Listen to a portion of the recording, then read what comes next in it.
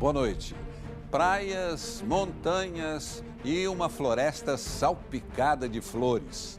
O Globo Repórter de hoje viaja pela Serra do Mar, a reserva com os maiores tesouros da nossa Mata Atlântica. A onça-pintada, ela se esconde a apenas 30 quilômetros da cidade de São Paulo. O maior macaco das Américas e um dos menores sapos do mundo, o pingo de ouro, o raro boto cinza e o pássaro que muda de cor ao longo da vida, escuro ao nascer, branco na juventude e vermelho na maturidade.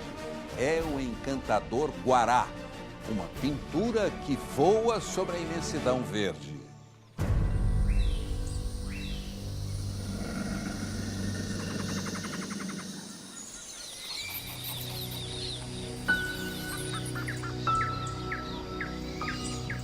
Uma longa cortina de montanhas e floresta debruçada sobre o mar. Litoral de São Paulo, coração da parte mais preservada da Mata Atlântica. E como é prazeroso conhecer estas feras do bem. Ao longo da nossa reportagem, descobrimos um pacto de amor. Um acordo fechado por criaturas de várias espécies. O objetivo? Salvar este rico patrimônio brasileiro.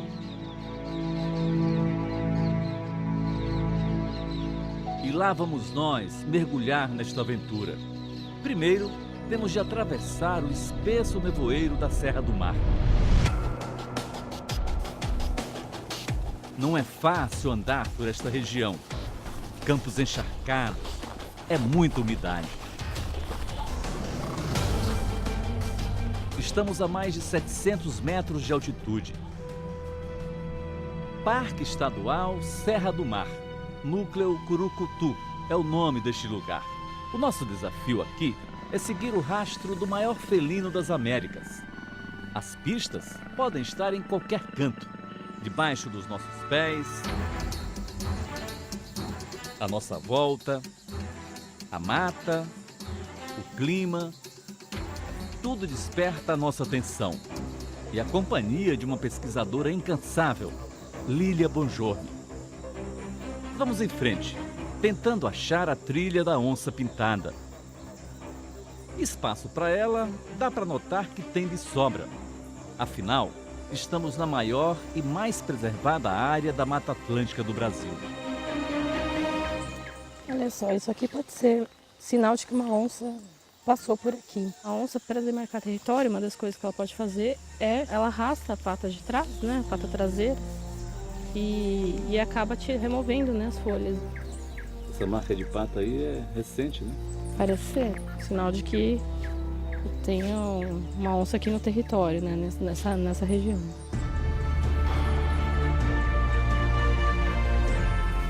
Quem sabe a rainha da floresta pode estar por perto, rindo da minha falta de jeito. Para ela é fácil correr para caçar, saltar de um lado para o outro. Difícil mesmo é aparecer. E com a presença humana, aí é que ela some mesmo. Acreditem, esta é a onça-pintada que deixou rastros lá atrás. Ela saiu da toca já com o dia claro. Ainda bem que a câmera da pesquisadora Lilian está sempre ligada, de plantão. Faz uns 2 dias que essa onça passou aqui. Passou e de repente parou. Desconfiada, curiosa. Estaria ela pensando no que vai fazer agora? Claro, é melhor conferir que troço é esse. Sentir o cheiro da câmera da pesquisadora. Você já tinha registrado uma onça pintada? Na verdade, a gente fez alguns registros, né, desde 2015 a gente fez alguns. Mas a gente ainda não tinha conseguido identificar se era macho ou fêmea. Mas desta vez, a onça deixou Lilian mais do que feliz. Um flagrante inédito, cheio de detalhes. Chegou bem perto da câmera. Deu uma lambida lá na câmera. Foi. O bicho deu uma deitadinha aqui. Dessa vez a gente viu certinho que é macho. Ainda fez um xixi na direção da... Então, também, tá, né? Demarcou o território por aqui também. Precisamos ficar atentos e respeitar. Estamos no reino da pintada. Nesse território tem ainda uma área razoável para elas.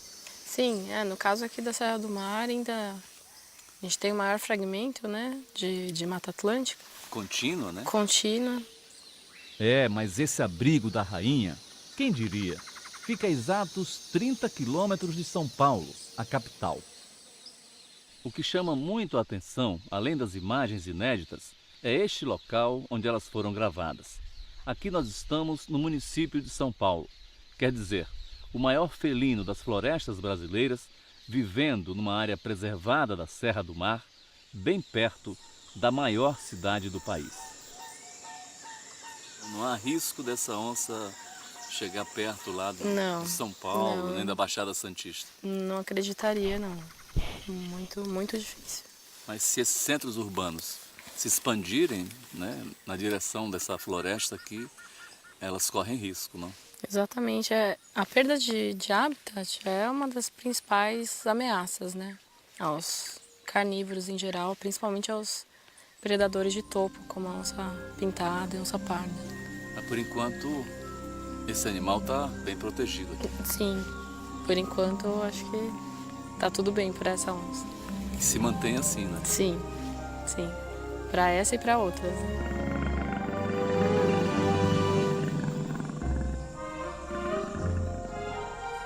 Quando a floresta é protegida, os animais silvestres ganham vida segura e integração perfeita com a natureza.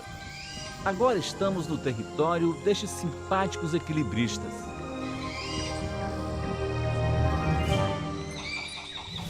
Esta raridade é o maior macaco das Américas. Nome completo, Muriqui do Sul. É o nosso Muriqui, mestre na arte de fazer rebrotar a mata, um semeador de paixões.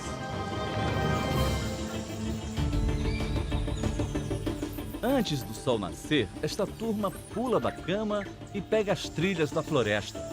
A missão é flagrar o ídolo ainda dormindo. Mais uma prova de amor que aos poucos vai recheando a história da Mata Atlântica. Estamos na escuridão do Parque Estadual Carlos Botelho, a 2 horas do centro de São Paulo.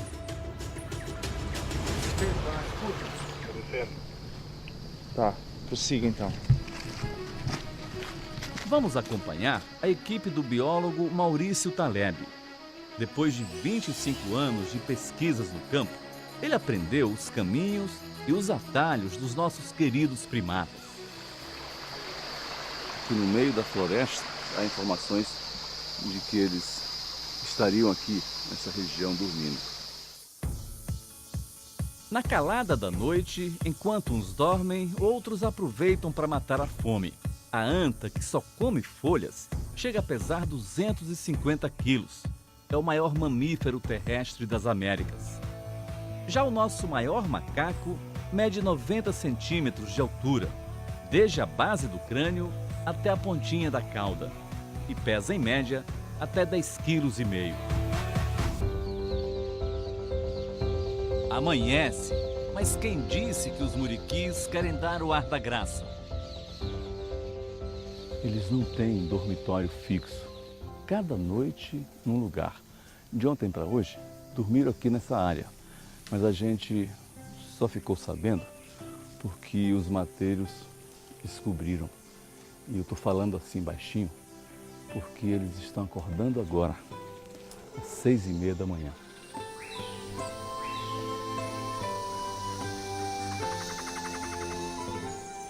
Os muriquis são considerados bons jardineiros da Mata Atlântica, não só porque cuidam bem da floresta, mas como se alimentam de frutas, espalham as sementes de várias espécies de árvores. Esta aqui, por exemplo, a canela amarela, tem uns 25 metros de altura, uns 70 anos de idade. Provavelmente foi plantada pelos bisavós do grupo que está aqui. Essa também é uma árvore plantada pelos muriquis? Exatamente. Essa é a grumixava Uma árvore de grande porte que os muriquis dispersam a semente até 2 quilômetros de distância do lugar onde eles se alimentaram. Veja só que bacana, a gente tem um primata criticamente em perigo de extinção, mantendo viva uma árvore também criticamente em perigo de extinção. Quantas espécies de árvores ele planta, mais ou menos? A gente pode estimar com alguma precisão mais de 50 espécies de árvores. De árvores frondosas assim? Sim, árvores como essas, temos outras maiores. Temos a copaíba, as canelas, as árvores da família das goiabas. Então o trabalho dele é plantar floresta. Que sentimentos podem provocar esses jardineiros das alturas que não sejam paixão e compaixão? É uma experiência incrível poder entrar na floresta e trabalhar com os muriquis. No início, eu achava que eu nunca ia me achar na mata, né? Eu falava, nossa, eu não vou conseguir andar aqui, mas agora eu me sinto em casa. O jeito de viver em grupo dos muriquis, bem que poderia ser imitado por nós, primatas humanos. Eles são de paz, nunca brigam por território, dividem a comida e cuidam dos filhos com muito carinho. Aliás, todos se revezam para cuidar dos pequenos. A infância é meio longa. Até os 3 anos, eles dependem dos cuidados dos pais. E só aos 7 atingem a maturidade sexual.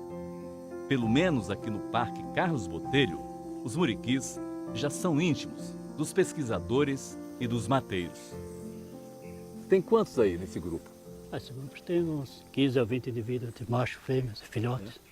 Você vai sempre seguindo o caminho que eles fazem aí. Isso. E o seu sentimento pelos muriquis, como é?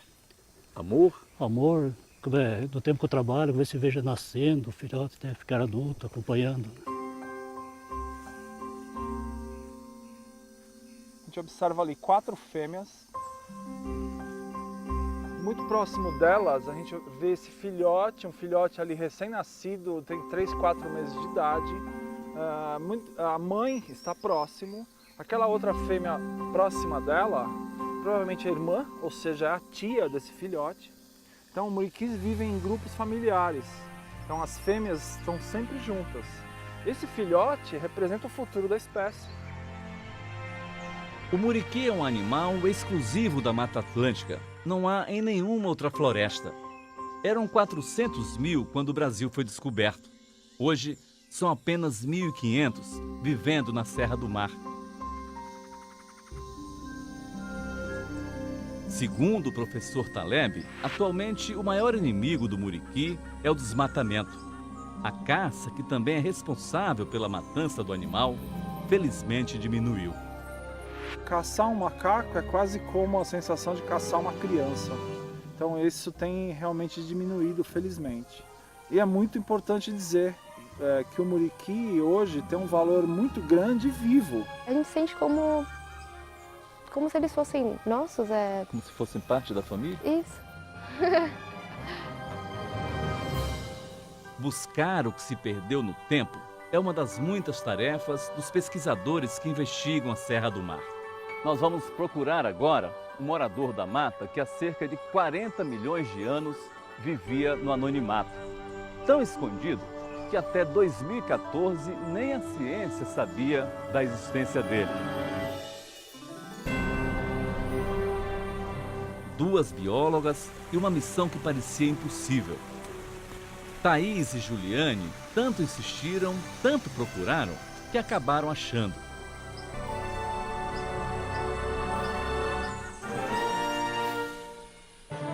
Este animal minúsculo, raríssimo, só existe aqui nesta região da Serra do Mar e nas alturas, entre 900 e 1.000 metros. É o sapinho pingo de ouro. Estamos nas matas do Núcleo Cunha, Parque Estadual da Serra do Mar. Encontrei um aqui. Cadê? Mas é muito pequeno mesmo. Você consegue pegar assim na mão? Consigo? É menor que uma unha. Eles são muito pequenininhos, eles são miniaturizados. Quer pegar? Ah, quero. Pode ser? Levinho. Não é todo dia que a gente pode colocar assim na mão uma raridade da natureza. Não é tóxico? Eles têm uma toxina na pele que é a mesma toxina do peixe baiacu.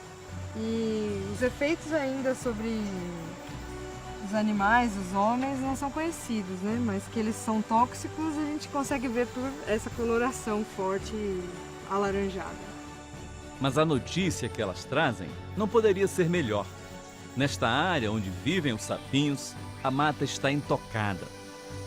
Essa espécie só está aqui nesse lugar porque é um contínuo de mata muito bem preservado, que está de pé aí porque é uma área protegida ainda.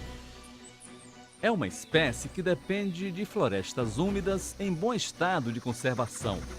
E só ganhou identidade, o reconhecimento científico, depois de um exaustivo trabalho. Foram pelo menos 4 anos de pesquisa extensiva aqui na região, coletando bichos, coletando informações, gravações. Os machos cantam para atrair fêmeas, né? Que é bem baixinho, é isso? É bem baixinho. A fêmea normalmente fica andando à procura de um macho que está cantando bem bonitinho, assim.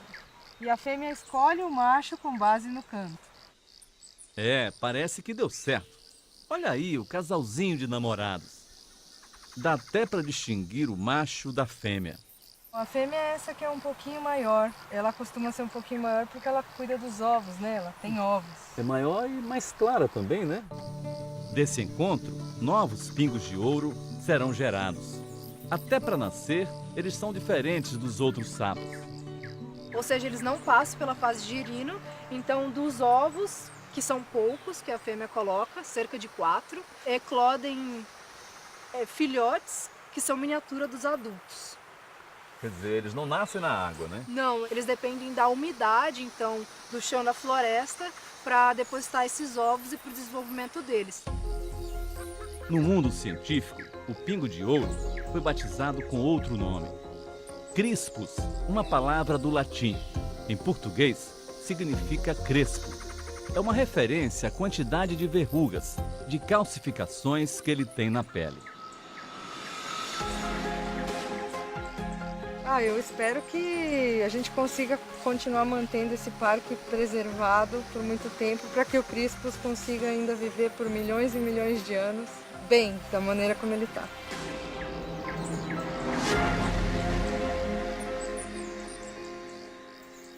O guará vermelho dá mais vida à Serra do Mar. O boto cinza nada tranquilo em praias limpíssimas. É daqui a pouco.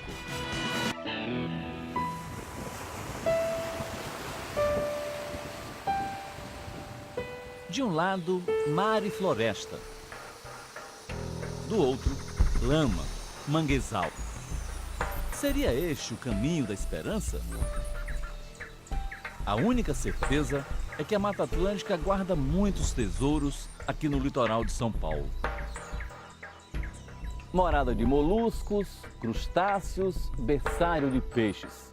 Entre a terra e o mar, a Mata Atlântica vira uma floresta inundada. É o manguezal, um ecossistema cheio de vida. E aqui na região de Cananéia, ele se estende por uma faixa de 150 quilômetros. É um dos mais preservados da costa brasileira.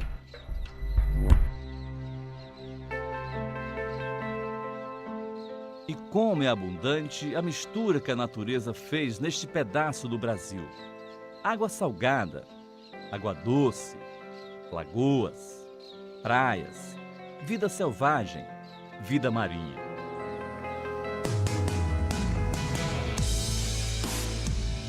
Este é o paraíso do guará, o guará vermelho, que nesta região fica mais encarnado. Eles comem diversas espécies de crustáceos, mas este aqui é o preferido, é o prato principal. É um caranguejinho conhecido como chama-maré. E essa carapaça que ele tem concentra o segredo do vermelho bonito do guará. É uma substância chamada caroteno. Assim bem de perto, Dá para ver como o caranguejo se desenvolve no mangue, graúdo e colorido. Os troncos retorcidos e as árvores com raízes profundas brotam da lama em constante transformação. Admirável multiplicação de nutrientes. Um banquete inesgotável para pássaros e aves. E além da fartura, garantia da renovação. Aqui, os guarás fazem seus ninhos e se criam até alçar voo e ganhar o mundo.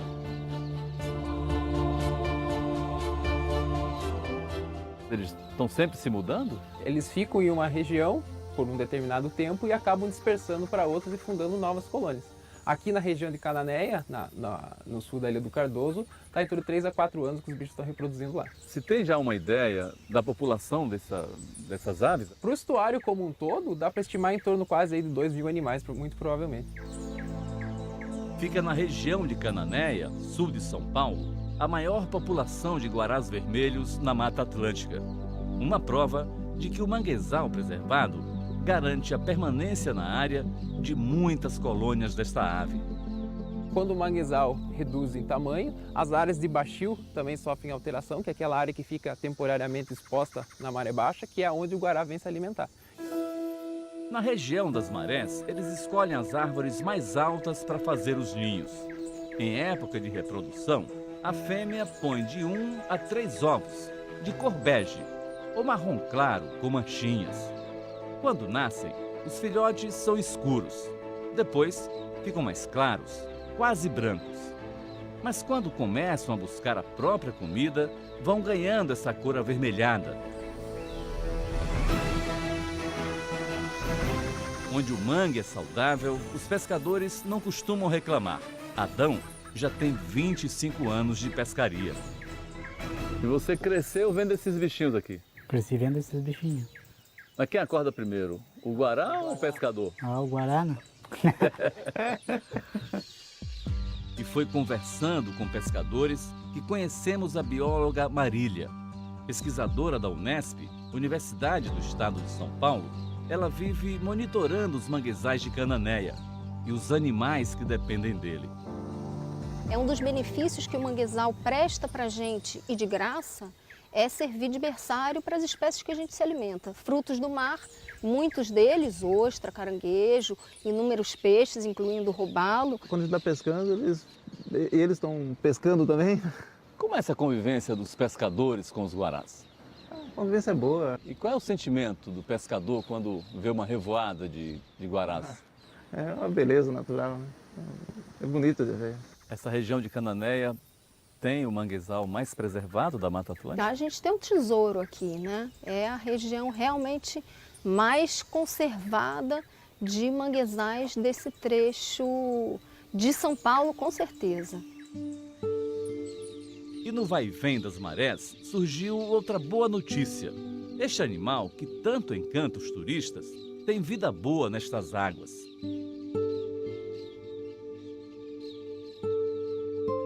O estuário de Cananéia é um dos paraísos do boto cinza. Inteligente, escolheu o lugar certo para morar. Também pudera. Com tantos nutrientes que vêm do mangue, comida tem de sobra. Carinho e atenção também. São observados quase que diariamente por uma equipe que se dedica ao estudo da espécie. O boto ele representa o topo da cadeia alimentar. E onde a gente encontra botos em níveis populacionais elevados, a gente pode afirmar que eles são sentinelas da qualidade de vida daquele ambiente.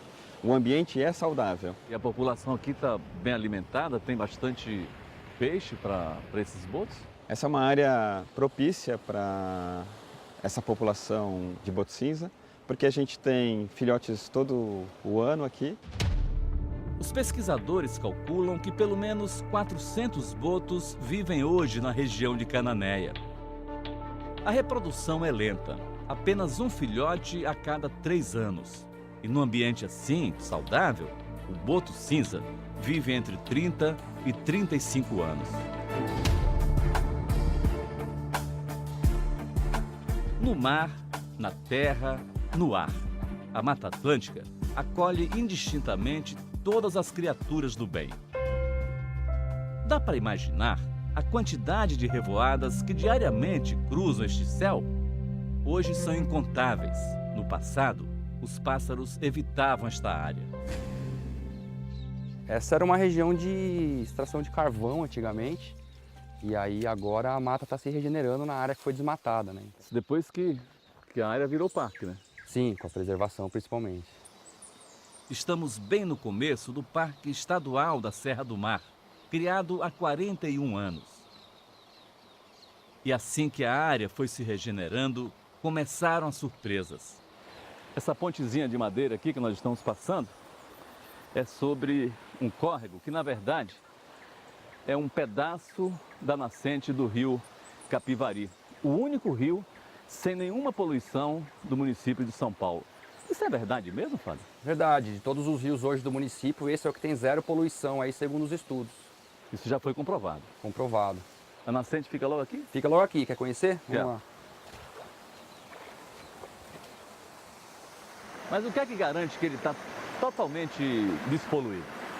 Desde a nascente até praticamente 80% do seu percurso está todo dentro do Parque Estadual. Então a criação do parque protegeu esse rio da ocupação urbana irregular e outras questões que trazem poluição para os rios. Água limpa, mata regenerada, neblina, chuva. E os nossos anfitriões? Onde estão? E os pássaros, as aves, voam com o tempo assim? Geralmente não, eles ficam escondidos nas matas e quando o tempo melhora um pouco eles começam a circular.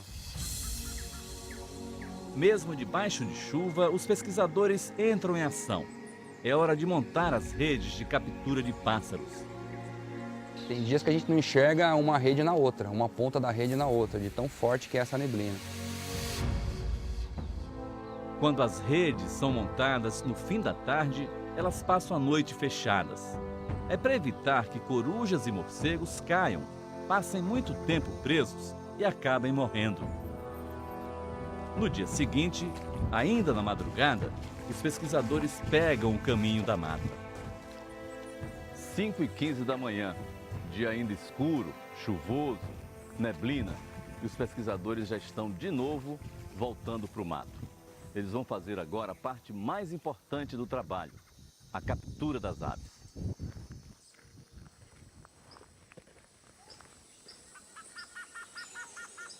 Sem querer, acabamos acordando os passarinhos com a luz das nossas lanternas. Trabalhar nessa lama aí é mais difícil, né, Marcelo? É, aqui é sempre mais difícil para abrir a rede, mas é o ambiente que os pássaros estão usando. Caiu na rede é... Que ave é essa? Então, essa é uma ave da família das chocas, essa chama choca da mata. É uma ave típica desse tipo de ambiente mesmo. E este aí, quem é? Esse é um rabo branco de garganta rajada. Um beija-flor, mais uma espécie exclusiva da Mata Atlântica. Esse grupo de beija-flor pertence a uma família que uma das características típicas são as penas mais longas da cauda, que dá o nome de rabo branco, né?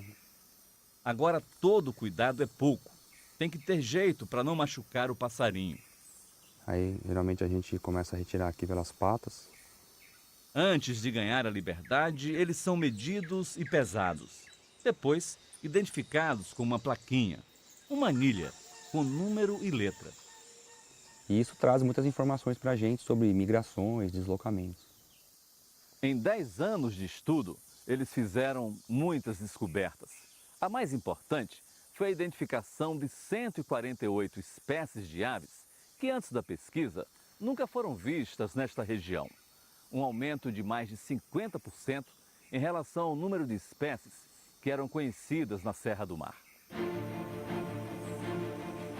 Este grupo costuma fazer 4 expedições por ano. E a gente torce para que esses pesquisadores ainda passem muito tempo festejando novas descobertas.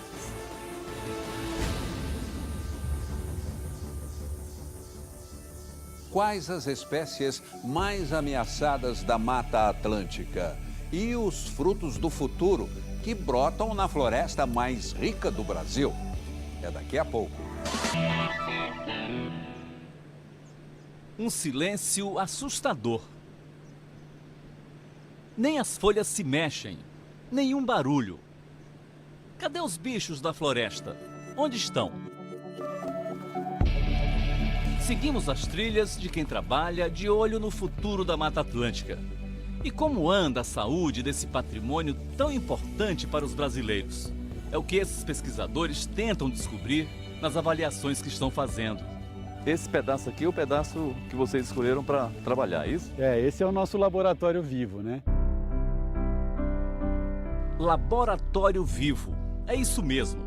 No Parque Estadual Carlos Botelho, no sul de São Paulo, os biólogos estudam a profunda ligação entre os animais e a floresta. Essa relação de dependência é tão necessária quanto plantar e colher. Mas enquanto eles avaliam o que estão encontrando no laboratório vivo, fomos buscar sinais de vida silvestre em outra área protegida da Serra do Mar. Se a gente tivesse adiantado um pouquinho mais o passo, talvez desse de cara com uma onça que passou aqui por essa estrada. Vejam aí, ó. As pegadas são muito recentes. Quanto tempo tem que ela passou aqui, mais ou menos, seu Paulo? Faz uma meia hora que ela passou. Tá aí adiante, né? Tá logo próximo ali. E elas costumam sempre passar por aqui? Costuma. Aqui é o caminho deles passar aqui. É a pintada, seu Paulo? Não é a parda. É a parda? É a parda. É. Tem bastante aqui? Tem bastante. Quando a mata é bem preservada, a vida é mais abundante para todos. Rios com águas limpas, cachoeiras, espaço e comida à vontade. Mas quando a mata perde suas terras para madeireiras e cidades que avançam sobre ela, os animais entram em desespero.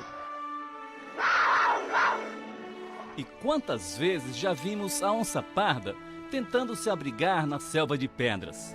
A floresta, ela dá a casa para os animais, mas quem mantém a casa são os animais. Uma floresta vazia vai empobrecendo cada vez mais biologicamente. Está nas nossas mãos a conservação da Mata Atlântica. Um não vive sem o outro. Os animais morreriam sem a floresta. E a floresta? Sem eles também não teria vida. A gente viu o muriqui, um jardineiro de mão cheia. E o que dizer das aves, dos pássaros, das onças e de muitas outras espécies? No laboratório vivo montado no Parque Carlos Botelho, bicho grande não consegue entrar neste pequeno quadrado cercado de arame. Esta é a experiência do biólogo Mauro Galetti. Neste pedaço de mata, por exemplo, onde os mamíferos não têm acesso, são poucas as variedades que nascem. O biólogo explica que onde os grandes animais conseguem circular, há grande diversidade de espécies de árvores. E isso é garantia de vida saudável da Mata Atlântica. O papel desses grandes mamíferos é que não deixar que tudo fique igual. E essa é a riqueza da Mata Atlântica. Cada metro quadrado é diferente. A pesquisa ainda não foi concluída, mas a experiência do laboratório vivo, que simula o que acontece com a Mata Atlântica sem os grandes mamíferos, já indica um sinal de alerta, um grito de socorro. Quais são as espécies mais ameaçadas? Sem dúvida nenhuma, a onça pintada, que tem menos de 300 indivíduos em toda a Mata Atlântica, do Nordeste até a Argentina, e os queixadas também. O queixada revira o solo, dispersa sementes. O queixada também está na lista dos animais ameaçados de extinção. E a situação do nosso querido e eficiente jardineiro é uma das piores. Não é à toa que o muriqui, o nosso maior macaco, é chamado de monocarvoeiro. Vivia brigando contra invasões e derrubadas ilegais de seus territórios. Morria vendo as árvores do seu paraíso virando carvão em carvoarias clandestinas. Quando o Brasil foi descoberto, a Mata Atlântica era uma das mais ricas e mais belas florestas do planeta. Se estendia frondosa e saudável por 17 estados brasileiros, do Piauí ao Rio Grande do Sul. Mas ao longo dos anos ela foi murchando, sumindo, exibindo buracos enormes. Hoje restam 10% da cobertura original. Mas onde ficam as áreas mais preservadas da Mata Atlântica? Aqui. exatamente onde nós estamos, onde é o coração da Mata Atlântica. A Serra do Mar foi preservada por conta do relevo acidentado, mas nós temos ainda uma ameaça muito grande nas bordas, então é muito importante que as cidades também planejem o seu crescimento. Antes daqui era tudo desmatado, a madeireira que funcionava aqui. E o senhor trabalhava na madeireira? Trabalhava junto com meu pai. Fazendo o quê? Desmatando, derrubando madeira. Mas ajudou também a plantar essas araucárias? Ajudei a plantar tudo. É mesmo? É. Todas elas aqui? Todas elas, todas elas. E levou quanto tempo plantando essa floresta? Levamos 2 anos. E o palmito de Jussara? Quantas palmeiras foram derrubadas na Mata Atlântica para alimentar a produção ilegal?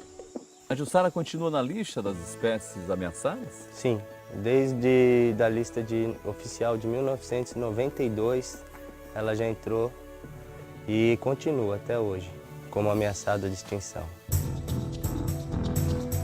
O milagre da multiplicação dos frutos.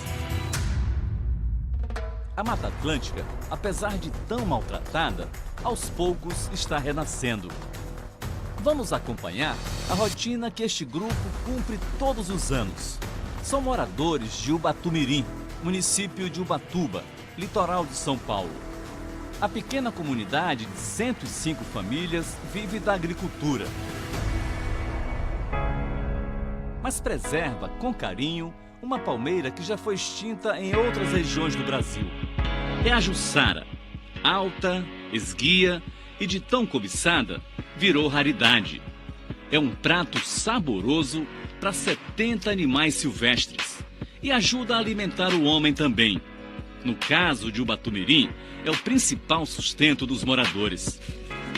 Deve ser pesado esse trabalho, hein? É. Não é nada fácil escalar 15 metros apoiado apenas numa alça que parece frágil. Como é que você chama esse equipamento aqui? A gente chama de picunha. Picunha. É a escada que eles usam para subir a Jussara aí.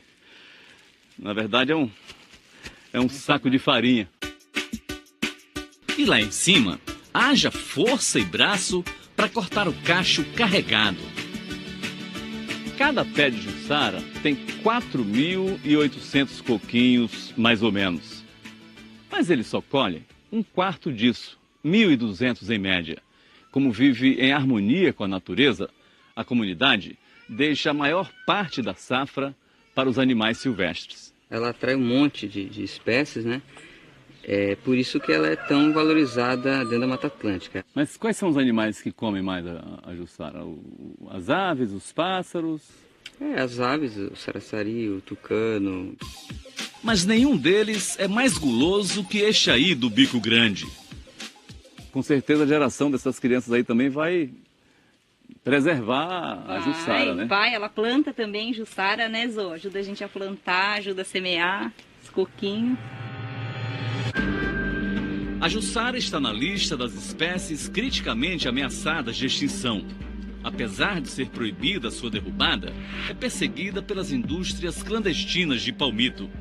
Mas aqui em Ubatumirim, os moradores descobriram que é muito mais vantajoso colher os frutos e manter a palmeira preservada. Em época de safra, cerca de 10 famílias trabalham no beneficiamento do coquinho. Agora começa e até o meio do ano aí, tá todo mundo com a mão roxa.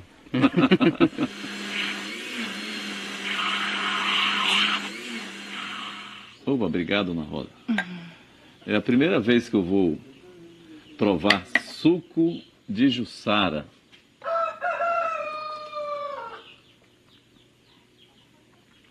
O sabor é muito parecido com o sabor do açaí. Isso é uma riqueza que a gente tem aqui na Mata Atlântica, né? A gente trabalha e preserva.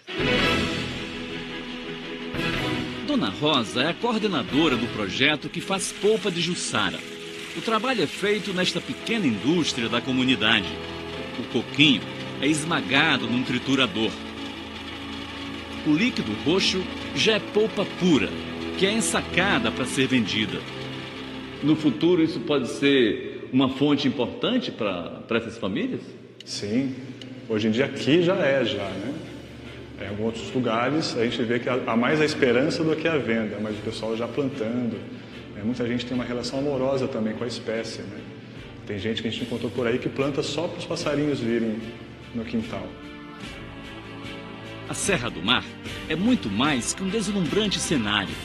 É também a esperança de ver um dia a floresta mais ameaçada do Brasil retomando suas áreas devastadas, recebendo a atenção que merece e o respeito dos brasileiros. Fique agora com a super série Onde Nascem os Fortes. Uma boa noite para você e até a próxima sexta.